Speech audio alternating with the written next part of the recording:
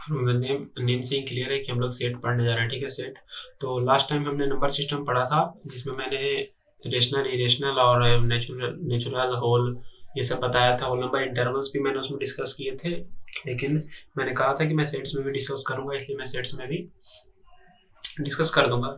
तो सेट्स क्या होते हैं पहले ये देख लेते हैं। तो जिस तरह हम लोग नेचुरल नंबर को एग्जांपल में ही नहीं देते हैं, नेचुरल नंबर को एग्जांपल में लिए 1 2 3 4, तो इस तरह लिखने का ये तरीका हुआ, ठीक है, ये तो लिख दिए। लेकिन अब हम इसे सेट्स में फॉर्म में लिखते हैं, तो दो कर्ली ब्रेसेस के बीच में लिखते हैं। तो क्या कहेंगे, ये क्या हो गया, एक collection of different distinct object हो गया। ये ऑब्जेक्ट हो गया 1 2 3 4, तो इसको क्या किया, collection of well defined distinct object. मतलब वेल डिफाइंड डिस्टिंक्ट ऑब्जेक्ट का मतलब क्या हो गया, ये वेल डिफाइंड, जैसे 1 2 3 4 इसको डिफाइंड है, ये नेचुरल नंबर है, वैलिड है कुछ। 1 2 3 नहीं, अल्फाबेट को भी ले सकते हो, किसी भी दो कर्ली ब्रेस के बीच में तुम कॉमा दे किस तरह से लिख सकते हो, इसको कहते हैं सेट। तो सेट क्या ये यही एक तरीका है लिखने का? नहीं, एक और तरीका है, ठीक है। तो रिप्रेजेंटेशन ऑफ सेट्स, तो सॉरी यहाँ पे मैंने एग्जांपल से ऐसे लिखा, ये हुआ 1 2 3 4, तो इसको कहते हैं सेट। इस मेथड को क्या, रिप्रेजेंटेशन ऑफ सेट्स, ठीक है। तो रिप्रेजेंटेशन ऑफ सेट्स में एक तो पहला ये हो गया, क्योंकि ये एक तरीका से लिखे। इसको क्या कहते हैं, इसको कहते हैं टेबुलर फॉर्म, टेबुलर फॉर्म। और तो ये टेबुलर फॉर्म हुआ जिसमें 1 2 3 4 5। अब एक चीज हमारे दिमाग में आता है कि ठीक है 5 तक था, हम 100 नंबर रहेंगे, ठीक है, हमको 100 नंबर्स लिखना है। किसी के दिमाग में आया हो या नहीं आया हो बता रहे हैं, 100 नंबर्स है, तो क्या टेबुलर फॉर्म से लिख पाएंगे? भाई बहुत बड़ा हो जाएगा, 1 2 इस तरह लिखते लिखते लिखते 100 जाएगा, बहुत बड़ा नंबर हो जाएगा। तो इसके लिए किसी ने दिमाग लगाया और सेकंड में ले आया सेट बिल्डर फॉर्म, ठीक है, set builder form, set builder form. तो सेट बिल्डर फॉर्म में क्या होता है, अब सोचो क्या होता है, ई भी कर्ली ब्रेसेस के बीच में रहेगा, तो क्या करेंगे हम लिखने को कुछ, मतलब मैंने कहा कि 1 to 100 लिखना है, ठीक, सेट्स के फॉर्म में, तो कैसे लिखा होगा दिमाग लगा। तो इसमें हम लोग लिख सकते हैं कैसे, कि मान लो हम इसको एक जनरल नंबर कैसे हम लोग लेट एक्स करते हैं, तो एक्स मान लेते हैं, नंबर है, ठीक, एक्स। अब कहेंगे क्या, एक्स सच दैट, कि एक्स क्या है, सच दैट क्या है, X belongs to natural number, ठीक है, या नेचुरल नंबर, ठीक है। तो ये हो गया। अब यहाँ पे एक चीज और ध्यान दो कि हमको क्या कहना है, नेचुरल नंबर मतलब हो गया इन्फिनिटी तक, तुमको यहाँ पे बताना होगा कि किससे कम है, तो 100 तक ही कहना था, फिर लेस देन और इक्वल टू 100। अब ये क्या हो गया, इक्वल टू लिखते हैं तो equal to, less than equal to मतलब इसके बराबर में, इससे कम, ठीक है। तो अब हो गया, अब लिखना शुरू करो। तो एक नेचुरल नंबर कब से शुरू होता है, 1 से, सॉरी, और इस तरह 100 तक जाएगा। आ गया, ये हो गया तुम्हारा बिल्डर फॉर्म, ये हो गया टेबुलर फॉर्म। टेबुलर फॉर्म को और एक तरीका से कहते हैं, इसको रोस्टर फॉर्म भी कहता है, roster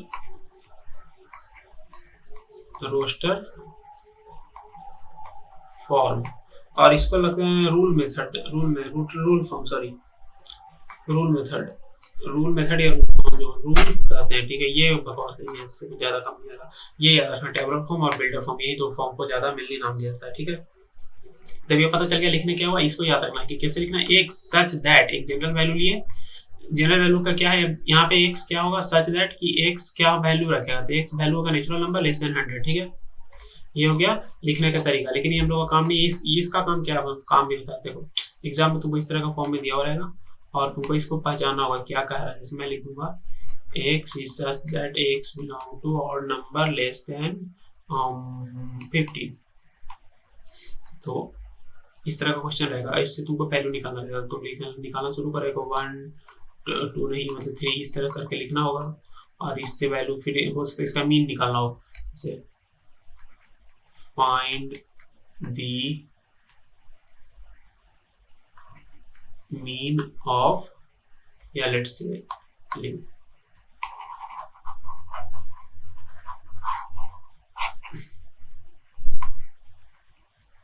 question, find the average of x such that x belongs to odd less than 7 equal to 7। तो अब इसमें क्या करना होगा, अब इंक्लूड करना, ठीक है। तो हम एवरेज कैसे निकालेंगे, जब इसका मतलब पता रहेगा एक्स का ना क्या जा रहा है। तो ऑड है, 7 से छोटा है, तो ऑड 1 प्लस 2 नहीं 3 प्लस 4 नहीं 5 प्लस 6 नहीं 7 इंक्लूड करना, 7 इंक्लूड करेंगे, नंबर उस टाइम 4 हुआ, 7 10 16 4 आ गया एवरेज। ये कैसे निकाले हम, ये पता कैसे चला, क्योंकि ये हमको सेट्स पता है, यही यूज है। अब इस तरह इतना आसान क्वेश्चन नहीं रहेगा, हो सकता है स्टैटिक्स में आ जाए मीन मीडियम मोड से, ये एक वे ऑफ रिप्रेजेंटेशन। इससे क्या हुआ, क्वेश्चन टफ हुआ थोड़ा। अब मैं लिख देता कि 1 3 5 7 तो कोई भी निकाल देता, लेकिन इससे क्या हो गया, थोड़ा सा टफ हो गया। इसलिए हम लोग बेसिक मैथ करते हैं कि कहीं दिक्कत नहीं हो। अब हम लोग चलते हैं टाइप्स ऑफ सेट पे, ठीक है। वो रिप्रेजेंटेशन था, ये टाइप्स है, टाइप्स ऑफ सेट्स, ठीक है। टाइप्स ऑफ सेट्स में पहला चीज हम लोग के दिमाग में आता है, हम लोग बेसिक पढ़े कि एक हो सकता है फाइनाइट सेट्स, तो दूसरा क्या होगा, इनफाइनाइट।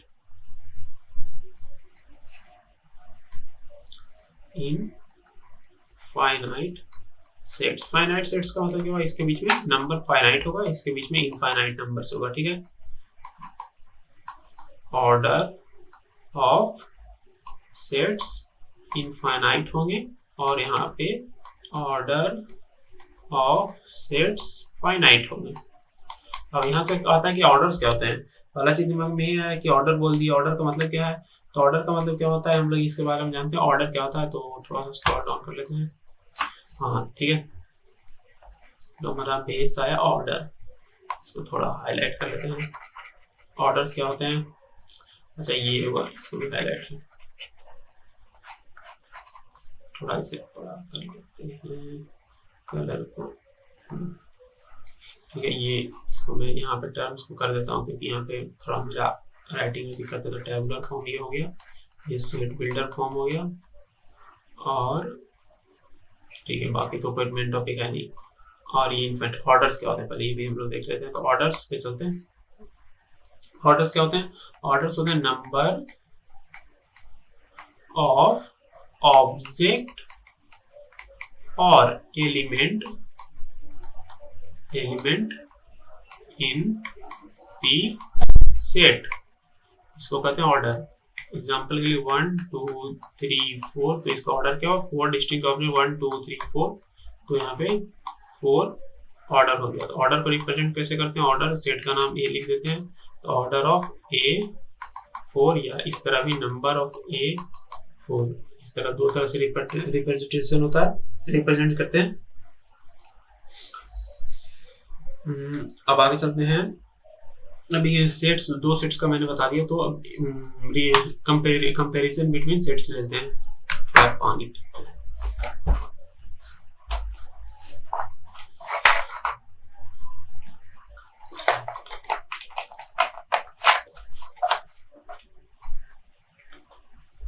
तो हमने बात किया कंपैरिजन ऑफ सेट्स।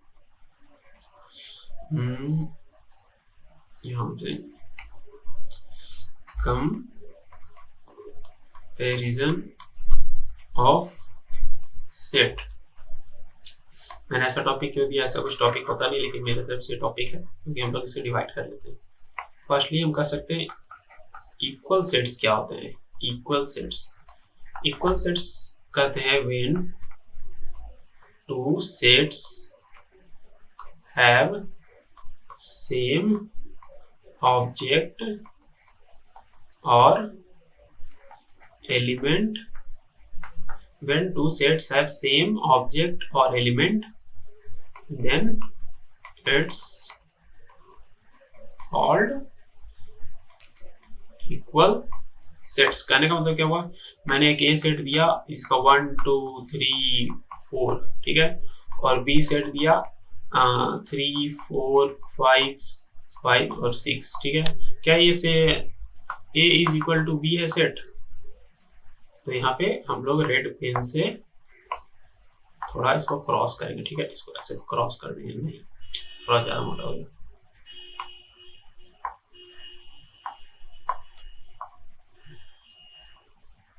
इसको हम लोग कट कर देंगे, नहीं तो क्यों, क्योंकि मैंने यहाँ लिखा है when two sets have same object, ठीक है। सेम ऑब्जेक्ट है क्या, 1 2 3 4 नंबर तो सेम है, ऑर्डर ऑफ द सेट, पर क्या नंबर सेम है, 1 2 3 4 या 3 4 5 6 है, तो नहीं। तो क्या करेंगे हम यहाँ पे फिर सेट लिखते हैं, एग्जांपल लेते हैं दूसरा, ए 1 2 3 4 बी इज इक्वल टू 1 2 3 4। तो ये दोनों सेट क्या सेम हुए? हाँ सेम हो गए, तो A is equal to B set. अब इसको बोलेंगे इक्वल सेट्स। अब इक्विवेलेंट सेट इसी पे लेते हैं। यहाँ से अराइज होता है कि ठीक है ये नंबर तो सेम नहीं हुआ, लेकिन क्या ऑर्डर सेट है तो उसको भी कुछ कहेंगे, तो हाँ उसको भी कुछ कहेंगे। और उसको क्या कहेंगे? तो उसको कहेंगे इक्वल से क्या होता है, एक इक्विवेलेंट। तो इक्विवेलेंट सेट हम लोग ले लेते हैं,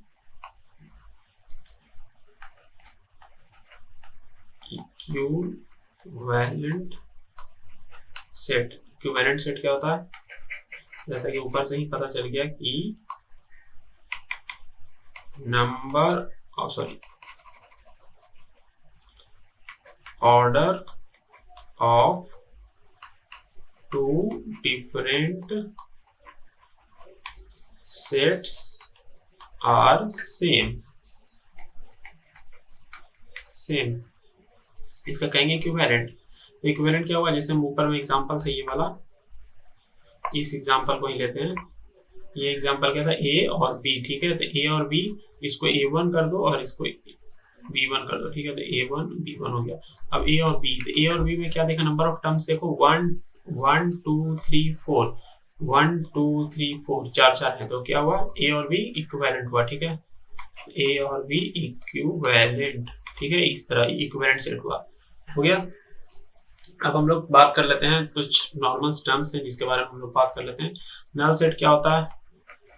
नल सेट वो ऐसे सेट होते हैं जिसमें हैव नो एलिमेंट और ऑब्जेक्ट, ठीक है। नल सेट उसको कहते हैं। सिंगलटन सेट किसको कहते हैं? सिंगलटन सेट, ऐसे सेट ओनली वन एलिमेंट, ठीक है। इसी से नया आया यूनिवर्सल सेट। यूनिवर्सल सेट ऐसे सेट को कहते हैं जिसमें, जैसे मान लो मैं एक यूनिवर्स का मतलब क्या हुआ, ठीक है। जैसे एक ये यूनिवर्स हुआ, इसके अंदर सेट है 1 2 3 4 और एक सेट है 1 2 3 4। तो इसका नाम ए हुआ, इसका नाम बी हुआ और सी हुआ। तो क्या ए का सारा ऑब्जेक्ट सी में है? हाँ। मतलब बी का क्या सारा ऑब्जेक्ट सी में है? हाँ। तो C is called universal set which have the all element in the program। जैसे एक प्रोग्राम हुआ या फंक्शन, जो भी कर सकते हैं, एक सैंपल हुआ या in the sample program, in the sample, ठीक है। Set which have all the element in the sample, उसको कहेंगे यूनिवर्सल सेट। अब पेयर सेट क्या होता है? पेयर सेट का मतलब ही हो गया जब, तो पेयर सेट का मतलब दो सेट जिसमें दो एलिमेंट हो, ठीक है। जैसे 1 और 2 और दूसरा हुआ 3 और 4, तो ये दोनों पेयर सेट कहलाएंगे। दो एलिमेंट है और नया टर्म है सुपर सेट और सबसेट। Subset and superset.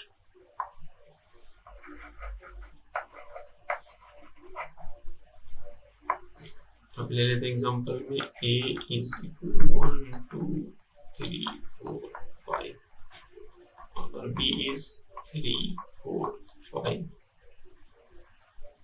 3 4 5, ठीक है। तो एक बी का सारा एलिमेंट क्या ए में है?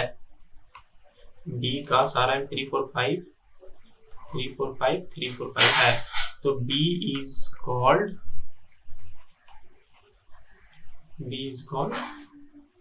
सब set of A,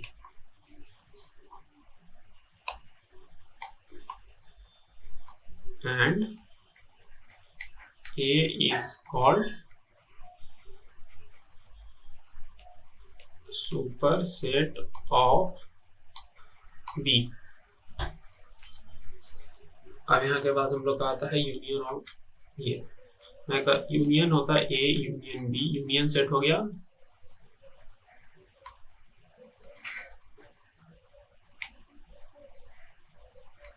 union set A union B. एक सेट एग्जांपल के लिए हम लोग लेते हैं ये वाला एग्जांपल, ए और बी, तो इसका यूनियन क्या होगा, नहीं छोड़ो नया एग्जांपल से तो सेम ही हो जाएगा कि 1 2 3 4 एक ही इसका यूनियन हो जाएगा, ठीक है 1 2 और बी इक्वल टू 3 4। तो यूनियन सेट क्या होगा, यूनियन सेट इसका हो जाएगा 1 2 3 4, ठीक है, मतलब इंक्लूड करेंगे जितना एलिमेंट है। अब यहाँ पे एक क्वेश्चन और रह जाएगा कि next point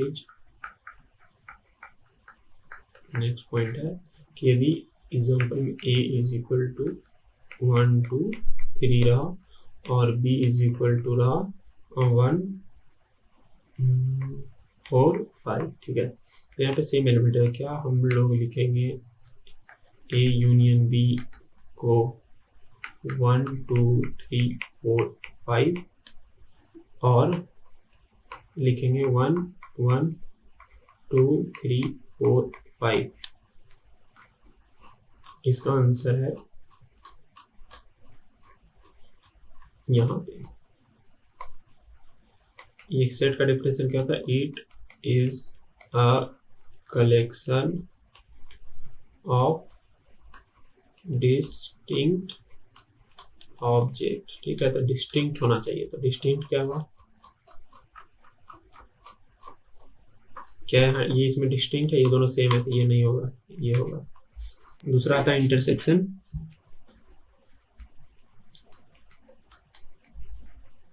intersection of sets,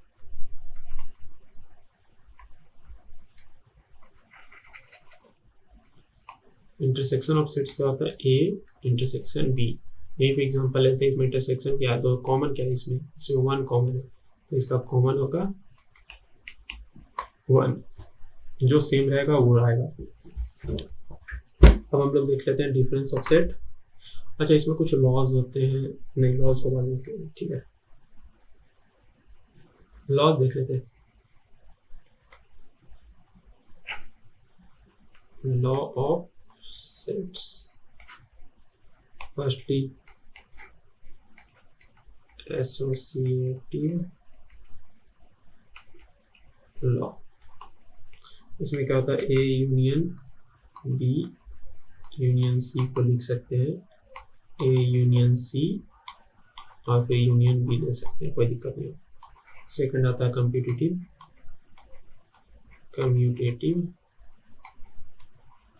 commutative में क्या होता है कि A intersection A union B is equal to B union A, same is valid for A intersection B is equal to B intersection A।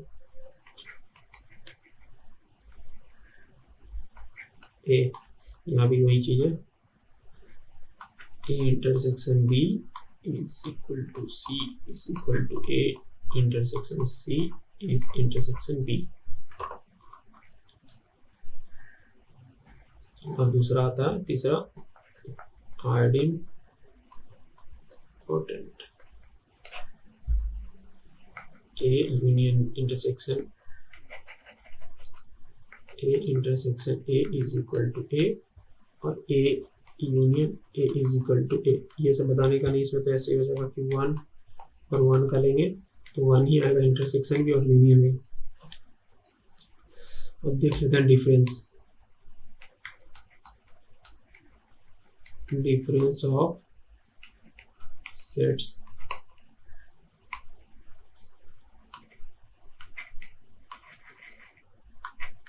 A set is equal to 1 2 3 4, B set is equal to 2 3, so A minus B set is equal to 2 or 3, 2 or 3, 1 comma 4। If I say B minus A, तो इसको use करो,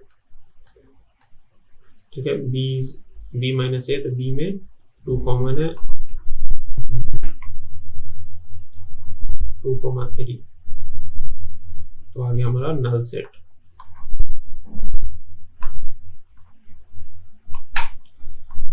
null set इसको कहते हैं null set, क्योंकि 2 से 2 गया और 3 से 3 गया तो दोनों तो चला गया।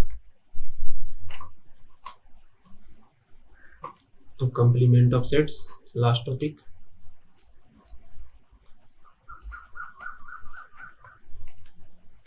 कंप्लीमेंट ऑफ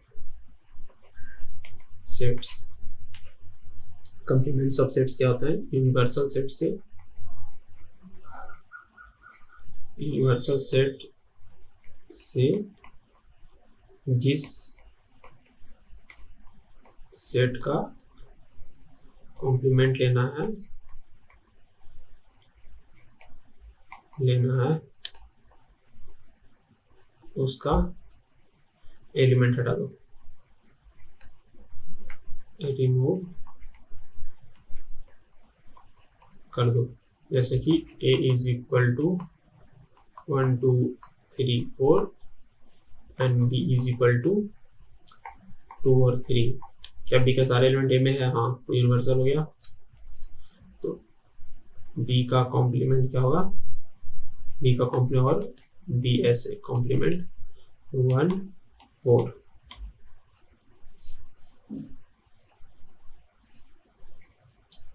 यहाँ पे खत्म होता है।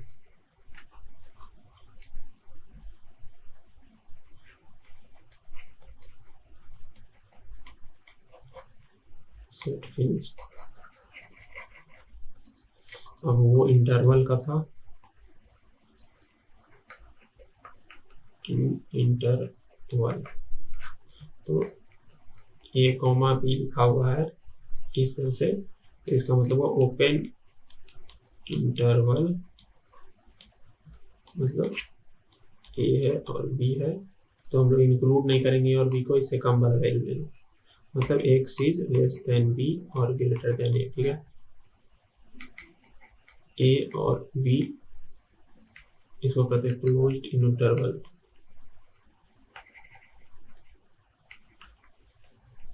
क्लोज्ड इंटरवल इसका मतलब हुआ a is x is b,